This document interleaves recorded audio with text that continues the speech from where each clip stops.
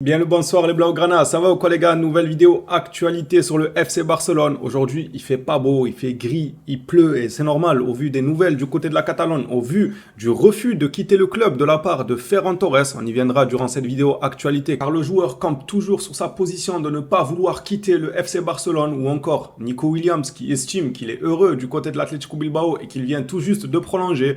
Bon, c'est un peu normal qu'il déclare ce genre de choses. On en parlera aussi dans cette vidéo actualité. Si vous voulez soutenir la chaîne, n'hésitez pas à lâcher le petit like, le petit abonnement et je vous prends pas plus de votre temps, on se plonge directement dans l'actu de la journée. Commençons justement par le dossier de Nico Williams. Juan Martín nous rapporte que Nico Williams attend maintenant de voir si Barcelone payera pour lui. Il parle là sûrement de la clause libératoire du joueur, mais il ne forcera pas un départ. On sait très bien le lien qui lie la famille Williams tout simplement et l'Atlético Bilbao. Moi aussi, je ne vois pas Williams, sous les conseils de son grand frère, aller entacher l'image de la famille avec ce club-là. Ça fait des années que le frère est là-bas. Ils sont clairement adorés du côté de Bilbao. Ça m'étonnerait qu'il parte au clash contre Bilbao. Mais si le Barça paye la clause libératoire, peut-être qu'il trouvera un terrain d'entente pour sortir en douceur. Je pense que c'est comme ça que ça va se passer et non pas par un clash. Après, dans le milieu du foot, ça va très très vite. On est à l'abri de rien. C'est le Barça qui doit bouger et ils savent combien ils doivent mettre pour l'avoir. Donc, on parle de 55 à 57 millions pour sa clause libératoire. Fabrizio Romano lui-même confirme qu'il y a bel et bien un intérêt très fort du FC Barcelone pour Nico Williams. Lisons ça ensemble. L'intérêt de Barcelone pour Nico Williams est fort. Ils adorent le joueur. C'est un profil qui convient extrêmement au FC Barcelone, au jeu d'Hansi Flick. Comme on en a déjà parlé, c'est un joueur assez rapide, assez technique, qui percute, qui prend la profondeur, qui déstabilise. Franchement, c'est un joueur assez complet, surtout avec une marge de progression au vu de son âge. Il n'a même pas encore atteint son prime. Il est même loin d'avoir atteint son prime. Il n'est qu'au début de sa carrière. Il s'entend déjà très très bien avec les joueurs du Barça. On va pas refaire toute l'histoire. On va suivre ça de près, même si de son côté, Nico Williams, comme je l'ai dit durant l'intro, je ne vous ai pas pris le communiqué, mais aujourd'hui, le joueur a bel et bien déclaré qu'il se sent bien du côté de Bilbao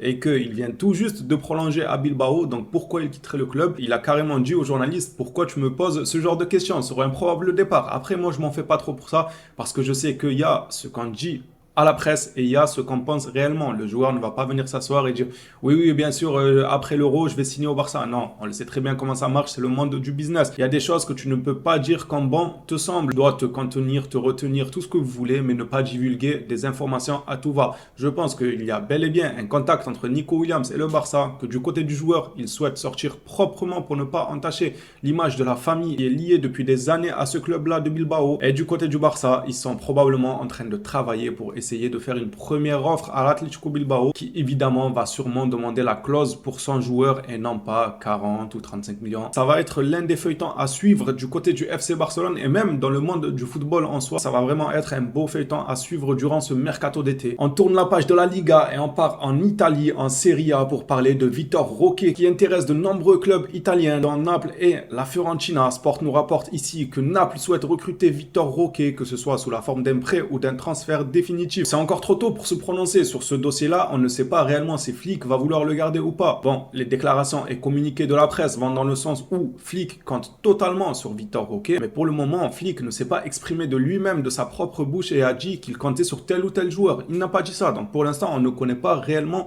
ses plans, même si la presse nous dit qu'il compte énormément sur Vitor Roque, il compte sur Ferran Torres, il compte sur Rafinha, il compte sur tout le monde, mais ça, c'est les dires de la presse. On verra au fil des semaines, lors de ses premières déclarations, ainsi qu'interviews et conférences pour Hansi Flick, il va probablement donner un peu plus de détails sur les joueurs pour lesquels il veut absolument qu'ils restent du côté du FC Barcelone et ceux qui ne seraient pas forcément contre un prêt ou une vente. Quoi qu'il en soit, pour Vitor Roque, on en a déjà parlé longuement, un prêt. Pourquoi pas si le coach ne compte pas sur lui, histoire qu'il mûrisse, histoire qu'il ait du temps de jeu. Mais pour une vente, ça serait tellement dommage pour un joueur que tu as acheté il y a à peine quelques mois derrière. Di Marzio nous rapporte qu'il n'y a pas que le Napoli qui s'intéresse à Vitor Roque, mais il y a aussi la Fiorentina. Je vous ai dit, la Serie A là, ils sont en train de se bousculer aux portes pour Vitor Roque. La Fiorentina s'intéresse bien à Vitor Roque, c'est rapporté par Di Marzio. FF Polo de son côté nous parle du cas Gundogan qui pourrait recevoir de nombreuses offres cet été du côté de l'Arabie Saoudite, c'est même sûr sûr à 100%, eux, avec leur projet là-bas d'acheter des superstars et tout, ils nous fatiguent. C'est sûr qu'ils vont vouloir Gundogan, Lewandowski et tout. FF Polo nous confirme que le club compte bel et bien sur Gundogan pour la saison prochaine. Ils savent qu'il y aura des offres venues d'Arabie Saoudite pour lui, mais le plan est qu'il reste au FC Barcelone. À mon humble avis, il va rester au Barça. Il n'y a aucun doute sur ça. Peut-être qu'on aura des rumeurs, Gundogan se rapproche de l'Arabie Saoudite et tout. Je ne vais pas forcément y croire, à moins que ça se fait. Je ne suis pas devin. Mais à mon avis, il va continuer du côté du Barça parce qu'il retrouve un coach qu'il a déjà connu par le passé. Il voudra, je pense, sortir en beauté. Là, on a fait une saison dégueulasse. Il voudra partir en beauté sur quelques trophées, sur pourquoi pas une campagne de Ligue des Champions assez réussie. Je n'ai pas forcément de doute quant au dossier de Gundogan et le fait qu'il reste du côté du FC Barcelone. Passons maintenant à une information de Ferran Correa qui nous parle de son cousin Ferran Torres. Je rigole, rien à voir, ils sont pas cousins. Enfin, j'en sais rien, ça se trouve, ils sont vraiment cousins. Barcelone écoutera les offres pour Ferran Torres et Rafinha, mais les deux joueurs campent sur leur position. Ils ne veulent pas quitter le FC Barcelone. Alors pour l'un des deux, je comprends, surtout que pour moi, il a bien fini sa saison. Pour Rafinha, je comprends totalement. C'est un joueur qui peut servir au FC Barcelone. C'est un joueur qui, pour moi, n'a pas encore montré tout l'étendue de son talent sous le maillot du FC Barcelone. Donc j'aimerais bien le voir un tout petit peu plus au Barça sous Hansi Flick pour voir ce que ça va donner. Mais pour Ferran, je n'ai pas envie de le voir un tout petit peu plus, les gars. Vraiment pas. J'ai pas du tout envie que quand j'allume la télé pour regarder un match du Barça, je vois Ferran Torres. Il serait temps d'aller voir ailleurs. Comme je vous ai rapporté il y a quelques jours, le club compte vendre 4 joueurs pour acheter 4 joueurs. Je vous ai dit, moi, ma liste des 4 joueurs que le club devrait probablement acheter et les 4 joueurs que le club devrait probablement vendre. Ferran Torres, pour moi, figure dans cette liste-là. Donc, qui commence pas à nous dire qu'il ne veut pas quitter le club dans la vie. On n'a pas toujours ce qu'on veut et on va passer à un autre communiqué qui ne me fait pas extrêmement plaisir parce que c'est un joueur pour lequel je reconnais un certain talent, mais que je n'apprécie pas du tout. Voilà, son talent, moi, je ne l'apprécie pas. J'ai le droit ou on doit tous dire qu'il est flamboyant, qu'il est incroyable, je ne sais quoi. Je sais qu'il y en a qui peuvent être impressionnés, on va dire, par ce genre de profil. Moi, pas du tout, les gars. De retour à Barcelone, un journaliste demande à Dani Olmo. Olmo rétorque: nous verrons, certaines options peuvent se produire. Je me concentre sur l'euro et ensuite nous verrons ce qui se passera. Votre avenir sera connu avant le 14 juillet, lui demande-t-on. Dani Olmo répond: oui, cela aurait même pu être connu avant cette date. S'il te plaît, fais-le nous savoir rapidement. Là, on aimerait connaître avant cette date, nous aussi. On aimerait connaître il y a 2 mois en avant, même en avenir, là. Et on espère qu'il est loin du FC Barcelone. En tout cas, pour ma part, c'est mon avis, ça n'engage que moi. Dani Olmo, je ne le veux pas. Sincèrement, sous Xavi, j'aurais eu peur parce que Xavi, on le sait, il est affamé de ce genre de joueur. Il aime ce profil de joueur-là. Pour moi, c'est un Ferran Torres en amélioré, on va dire. Olmo, il est meilleur que Ferran Torres pour moi, ça c'est sûr et certain. Mais je sais pas, le gars, il m'impressionne pas, il dégage rien. Comme j'ai eu à dire dans le temps, il y a déjà 1 an en arrière, on dirait un prof de PS, on dirait un prof de natation, de tout ce que vous voulez, s'il vous plaît. Rapportez-nous des joueurs de classe mondiale et pas des Ferran Torres bis. Parce que si c'est pour vendre Ferran Torres et ramener son cousin germain, Dani Olmo, c'est bon. Je préfère Luis Diaz, je préfère Nico Williams, ainsi de suite, même si je reconnais que ce joueur a du talent. Je dis pas qu'il est nullissime, non, soyons honnêtes, Dani Olmo a du ballon, mais qui garde son ballon dans un autre club. Comme ça c'est dit, c'est clair et net. Moi, ce joueur-là ne m'impressionne pas, je ne veux pas forcément le voir dans notre club. Peut-être qu'il y en a qui apprécient, d'ailleurs, ça va être le débat de cette vidéo-là dans les commentaires. Dites-moi votre avis, Dani Olmo, est-ce qu'il vous impressionne ou bien pas du tout, vous n'arrivez pas à accrocher à ce genre de joueur? Hâte de lire vos avis dans les commentaires. Moi, je n'en veux pas, comme je l'ai dit, sous Xavi, j'aurais flippé à l'idée qu'il rejoigne le Barça parce que Xavi aurait fait le forcing et lui il aime trop ce genre de joueur.